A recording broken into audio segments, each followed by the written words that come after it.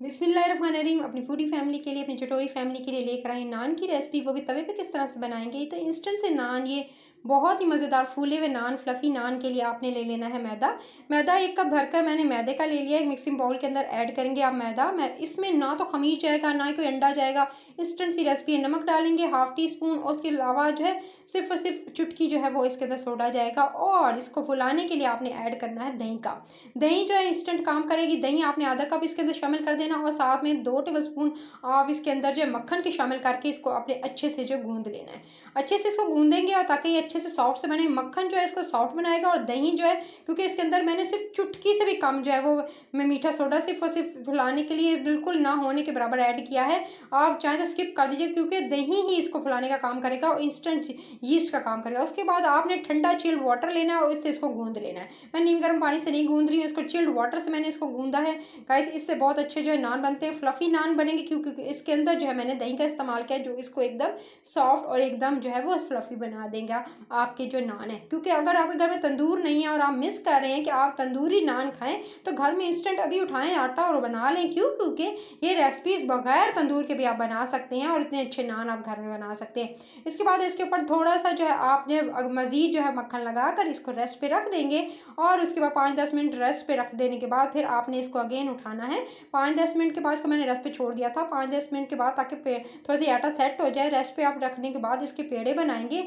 अभी मैं जो है पेड़े आपके सामने जो है थोड़े से जो है कह सकते हैं रैंडमली बना रही हूँ। बिल्कुल बिल्कुल नीटली नहीं बना रही हूँ। सिर्फ और सिर्फ सेट करके रख दूँगी, ताकि जो है अच्छे से बाद में इनको जो है वो बेलने में और सेट होने में थोड़ा सा दिक्कत पेश ना आए। तो मैं सिर्फ और सिर्फ इसको जो है वो इस तरह से इनके छोटे छोटे पेड़े बनाकर इसको रख रही हूँ, ताकि ये जो है बाद में जो है इस तरह से पेड़े पहले से सेट हुए हों इनकी शेप। तो उसको बाद में इसको बेलूँ तो बिल्कुल ईजिली फिर बेले जा सकते हैं, अगर आप इस तरह से इनको बिल्कुल रैंडमली जो है वो इस तरह से सेट करके रख देंगे। चाहे तो नीटली भी आप बनाकर रख सकते हैं, और इसको रेस्ट दे दीजिएगा। 10 से 15 मिनट रेस्ट दे देंगे, तो आपके जो बेलने में भी आसानी होंगे और अच्छे से शेप भी आएगी। चलें जी, इसको मैंने रख देती हूँ। उसके बाद जी मैंने डस्ट किया थोड़ा सा मैदा, ठीक है। उसके बाद डस्ट करने के बाद मैदा, उसके बाद पेड़े जो है उनको अच्छे से राउंड करूँगी, और अब आप नीटली जो है इसको आप बेलेंगे।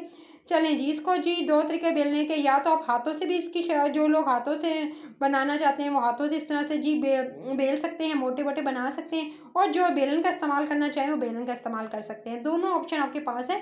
तो इस तरह से आपने रख कर आप बना सकते हैं। आपने हाथों की मदद से भी इसको सेट कर सकते हैं, और बेलन की मदद से भी सेट कर सकते हैं। दोनों ऑप्शन मैंने आपको दे दिए। तो जिनको जो मेथड ईजी लगता है, जिस तरह से घर में बनाते हैं, रोटी बनाते हैं, उसी तरह नॉर्मली आपने इनको बेल लेना है छोटा छोटा, ठीक है। और जो है क्योंकि फूलेंगे बाद में और सॉफ्ट बनेंगे, यानी जितना छोटा रखेंगे उतने अच्छे फूले हुए बनेंगे। इनकी शेप ओवल देना चाहते हैं तो ओवल दे दीजिएगा, राउंड देना चाहते हैं तो राउंड दे दीजिएगा। आपकी अपनी चॉइस है, जिस तरह से आप इनको शेप देना चाहें। उसके बाद अच्छे से इनको बेलने के बाद गाइस, इस तरह से आपने अच्छे से बेल लेना है। तो बिल्कुल इनका सरफेस जो है प्लेन होना चाहिए। अच्छे से बेल लीजिएगा।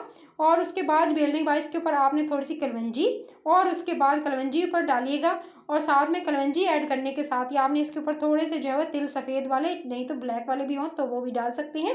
सफ़ेद वाले तिल मैं यूज़ कर रही हूँ। इसके ऊपर डालकर फिर इसको अगेन आप अच्छे से बेल लेंगे, ताकि ऊपर से ये उतरे नहीं और अच्छे से सेट हो जाए। आप चाहें तो अंदर आटा गूंथते वक्त भी डाल सकते हैं, अगर जिनको अच्छे नहीं लगते हैं ऊपर से। सो जी, आप जो है इस तरह से बेल कर उसके बाद जो है इसके ऊपर जो है धनिया भी लगा सकते हैं। आप इसके ऊपर धनिया भी लगाकर बेल लीजिएगा। सो जी, आपने इस तरह से बेल लेने के बाद तवा लेना है। तवे जो है उसको गर्म करना है, और थोड़ा सा जो है उसको बटर लगाकर सिर्फ और सिर्फ और जो है वो टिश्यू पेपर से या बटर पेपर से आप उससे थोड़ा सा ग्रीस कर लीजिएगा। और उसके बाद इसको जो है एक तरफ से हो जाए सेक लीजिएगा, दूसरी तरफ से सेक लेना है। अच्छा सा क्या खूबसूरत कलर आया है। फिर इस तरह से टर्न करते जाएंगे और अच्छे अच्छे जो है नान रेडी करते जाएंगे। तो जी, आपके सामने एक तरफ से हो जाए, अच्छे से फूल जाए, तो दूसरी तरफ इसके साइड टर्न कर दीजिएगा। तो मज़ेदार से ये जो नान है मैंने आपके सामने रेडी किए हैं। इस तरह से इनको अच्छे से गोल्डन कलर आने तक इनको जो है वो आपने जो है वो इनकी साइडें टर्न करते हुए इनको उतार लेना है। फिर जी सारे नान उतार लेंगे, और इसके ऊपर जो है आप धनिया, जो इस तरह से मैंने आपको बताया था, धनिया से गार्निशिंग करेंगे, यानी ऊपर से थोड़ी सी धनिया डालकर, और आखिर में फिर बटर जो है इसके ऊपर पिघला हुआ बटर आप लगा दीजिएगा, ताकि ये अच्छे से सॉफ्ट से रहें और शाइनिंग बिल्कुल एकदम सॉफ्ट रहते हैं। अगर आप इस पर बटर लगा देंगे तो ये बटरी नान रेडी है, एकदम सॉफ्ट से। बिल्कुल आप जो है इसको जो है मज़ेदार जी नान को एंजॉय कर सकते हैं अपनी करी के साथ।